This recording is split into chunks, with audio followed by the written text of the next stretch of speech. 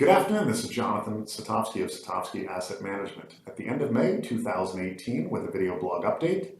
And as the saying goes, April showers bring May flowers, and we're looking to end the month of May with a very positive upswing in financial markets, and should be a good backdrop for a wonderful Memorial Day weekend for everybody. But I want to take this moment to reflect on my favorite topic of behavioral finance and share some observations from the last several months.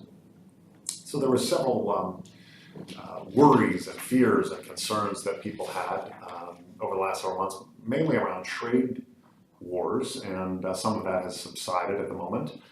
But there was so much fear that had caused a major panic and spike in early February in financial markets, where people were absolutely petrified of the future. And you could see this by a major spike in the CPWA volatility index.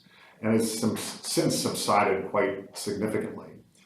And to give you a highlight of how that translates in financial markets, here's the past 6 months visual of the S&P 500. You can see everything was moving along nicely. Oh my God, everything's terrible, sell it all. And then, things have been chopping along and now starting to get some footing and climbing up.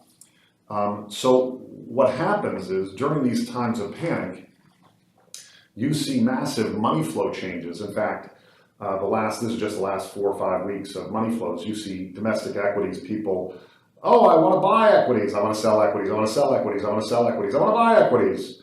But people have had a steady appetite for owning fixed income or owning bonds.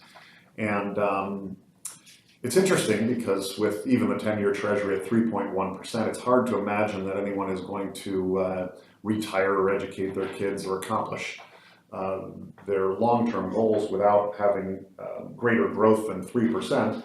On top of that, here's just a visual depiction from February 8th, at the moment when the volatility had spiked quite materially, through May 18th, to show you, if you put your money in treasuries, long-term treasuries, on that day, through the 18th, you'd be down 1.5%. And if you would have just sat in the overall equity markets, you'd be up close to 6%. So it's fascinating, going back to the behavioral economics concept of wanting to lean against the population and against what everyone else's fears and anxieties are. Certainly fear is a material driver in decision making, but it should be, if you can maintain a cooler, more level-headed demeanor and breathe, we can react possibly better through future panic attacks. There's another article I just wanted to highlight that I thought was quite fascinating. We invest for other people in a combination of indexes, and at times we use active managers. And in using active managers, people say, well, why would you want to pay for an active manager? You know the active manager is going to underperform. Well, there is actual evidence, the predictive power of an eat-your-own cooking mentality, sort of a Buffett-esque idea, where that if you're aligning your interests, where you're investing alongside your shareholders, you're going to feel the pleasure and pain with your shareholders, and therefore likely at least have an alignment and maybe increase the probability of success over time.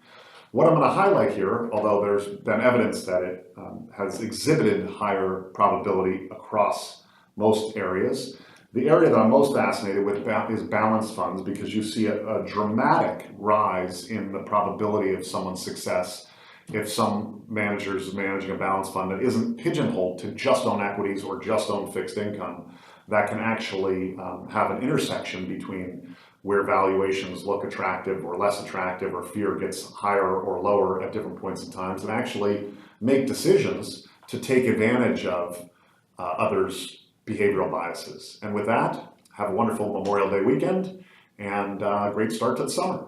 Bye-bye.